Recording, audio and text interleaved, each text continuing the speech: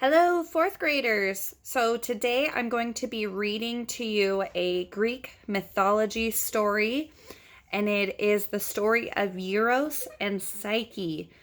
Don't mind my bad sunburn there. I was only outside for maybe half an hour and got a little bit red. I guess that's what happens when you don't wear sunscreen.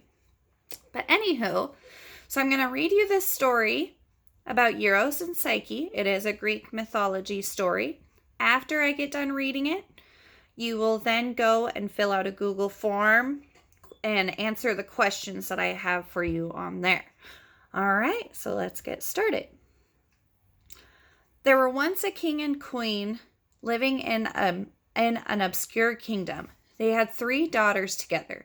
Their youngest, Psyche, was a very beautiful girl. Her looks attracted many admirers. Every day, thousands of people lined up outside of the palace.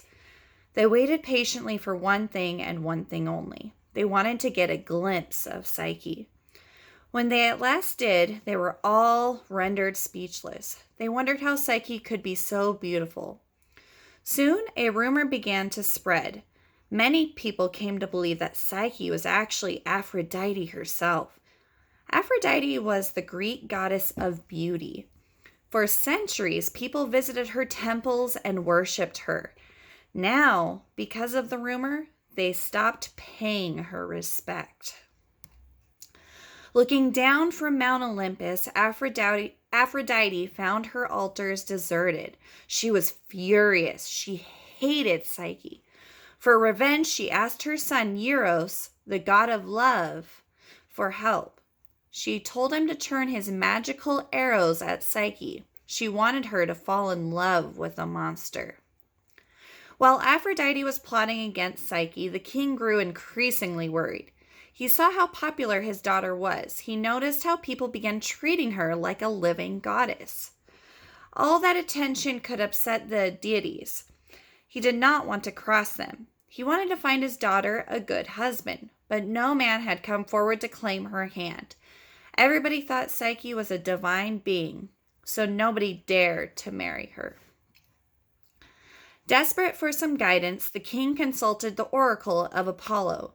He got an answer back shortly, but the answer was not at all what he had expected. The oracle said that Psyche's future husband would meet her on top of a mountain. It also said that he was a monster that neither gods nor men can resist. The king was horrified. He loved Psyche a lot. He did not want her to marry a monster, but he also did not dare to ignore the oracle. Reluctantly, he began to prepare for Psyche's wedding. On the destined day, Psyche dressed in black. Her gown and the entire procession looked more like a funeral than a wedding. On the way to the mountaintop, nobody was laughing. Everybody was weeping. When they reached there, they left Psyche alone to face her destiny. As Psyche was waiting for the worst, a gentle wind carried her away to a flowery field where she found a marvelous house. She went inside, wandering from one room to another. All of a sudden, she heard voices. The voices told her that they were her servants. They would do anything they could do to please her. True to their words, those invisible servants prepared a bath for her. They laid out delicious meals. They even played music and sang songs. At night, Psyche took an oil lamp with her and retired to her room. A darkness enveloped her chamber. Her husband came. He spent the night with her and talked to her gently. When Psyche awoke in the morning, her husband was gone. Things went on this way for a while. They always followed the same pattern. Psyche's husband would come to her in the middle of the night and leave before sunrise. He treated her kindly. He made sure that the invisible servants tended to her every need. The only thing that he asked of her was not to try to find out who he was. Psyche was content at first, but she soon felt lonely. She missed her parents and sisters terribly. She wanted to tell them that she was okay. She begged her husband to let her sisters visit her. He was reluctant in the beginning, but he did not have the heart to turn her down. So one day he arranged for the wind to carry her 2 sisters to the flowery field. Psyche was very happy to see them.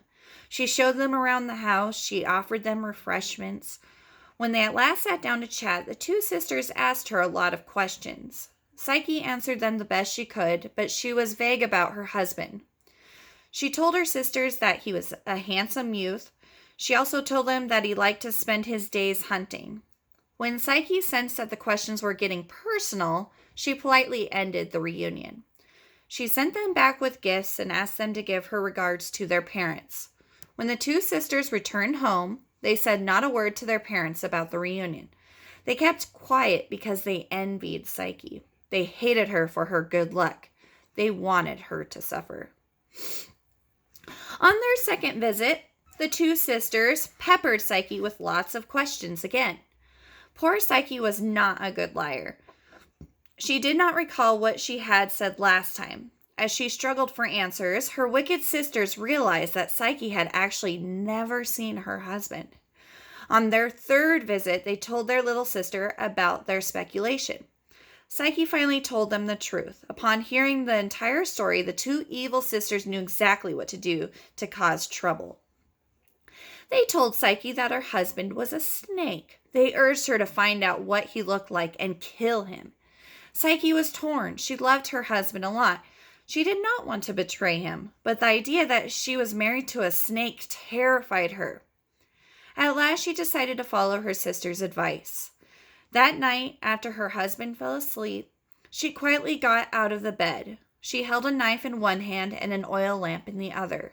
She sneaked up to him and shone the light over his face. What she saw astonished her. Her husband was not a snake. He was Eros, the god of love. The discovery elated her. It made her hands tremble, spilling out a drop of burning oil from the lamp. It fell squarely on Eros' shoulder and awoke him. When Eros saw what had happened, he was furious. He told Psyche that he would never come again, for she had broken the promise. He flexed his wings and took off. Psyche chased after him. She called after him, but Eros ignored her and sped away. Psyche was miserable. She looked everywhere for Eros. As a last resort, she went to see Aphrodite. She pleaded with the goddess of beauty to let her see her husband. Aphrodite received the girl coldly. She had already heard of the marriage from her favorite bird, a white seagull, and she was not at all happy with the news. To vent her anger and punish Psyche, Aphrodite had bags of assorted grains brought out. She poured them on the floor and told Psyche to sort them out by nightfall.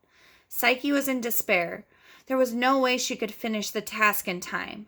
Just as she racked her brain for a solution, she saw an ant dragging away a grain of poppy seed. Then she saw another ant dragging away a grain of barley. Slowly, more ants showed up. They worked nonstop. Before nightfall, they had separated out different grains into different heaps and vanished. Psyche looked at those ants and their work. She knew right away that it was Eros who had summoned them to help her.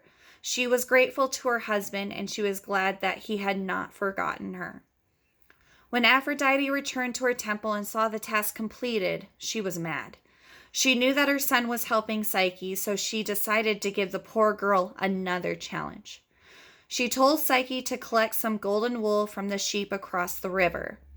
After she took off, Psyche heard a voice telling her exactly what to do. She followed the instrument step by step. She waited for the sheep to come to drink at the riverbank at noon. After they sated their thirst and returned to the meadow, she crossed the river and collected the golden wool stuck on the bushes. When Aphrodite saw Psyche coming back with an armful of golden fleece, she was very upset. She issued a new task. This time, she gave Psyche a bottle and asked her to fill it with the water of the river Styx. The Styx was no regular river. It flowed through the underworld where the dead lived. The stream was so dreadful that even the deities would not go near it. Psyche was at a loss. She did not know what to do. Then, all of a sudden, an eagle appeared. It snatched the bottle from her hands and filled it with water for her. Psyche later found out that the eagle actually belonged to Zeus, the king of gods and goddesses. Needless to say, Aphrodite was not happy to see Psyche and her bottle of water from the Styx. She told her that she had one more assignment for her. She handed Psyche a little box. She told her to find Persephone, Hades' wife and the queen of the underworld, and have her fill it with a little of her beauty. Psyche was at a loss again. How could she go to the underworld without being dead first? There was no way around it. Just as Psyche prepared to sacrifice herself, she heard a voice encouraging her. It gave her specific directions. It told her to bring along 2 coins and 2 pieces of barley bread soaked in honey. The 2 coins were for her round-trip fares across the Styx. The 2 pieces of barley bread were for feeding Cerberus, a 3-headed dog that guarded Hades' gate. The voice warned Psyche that Aphrodite would play tricks on her. She would have people begging her for help. Regardless of what she saw or heard, she had to press on. Once she was there, Hades would throw a dinner party for her. The voice cautioned her to neither join the party nor sit on a chair. It said that she could only eat coarse bread there. If she broke any of the rules, she would never be able to leave the underworld. Before sending her off, the voice gave her one last piece of advice. Do not open the box. Psyche thanked the voice and left for the underworld.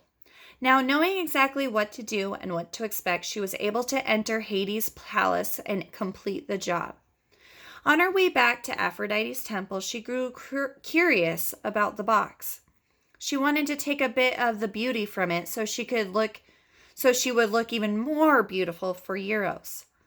Psyche carefully opened the box, but could not find anything in it. The only thing that escaped the box was a deadly scent. When Psyche smelled it, she dropped to the ground and fell into a death-like sleep. Things now looked bleak for Psyche, but luckily, Eros was nearby. He lifted the spell from her and took her up to Mount Olympus. There he asked Zeus to bless his marriage and to reason with his mother. Zeus agreed. He spoke to Aphrodite. At last she came to her senses and blessed the marriage too. As the deities gathered atop Mount Olympus to celebrate the reunion, Zeus handed Psyche a golden cup. After she drank from it, she became immortal. In due time, Psyche bore Eros a daughter. They named her Pleasure. The story of Eros and Psyche is a Greek myth. Later, the Romans borrowed the tale and repackaged it with Roman names. So to the Romans, Aphrodite was Venus, Zeus was Jupiter, Hades was Pluto, and the story of Eros and Psyche was actually the story of Cupid and Psyche. Isn't that an awesome story? I love Greek mythology. I'm so glad that we're doing this. So, go ahead and go to the Google form. I know this is kind of a longer video with a longer story, but it's an awesome story, isn't it? So, good luck in answering the questions, and I will talk with you guys later. Bye.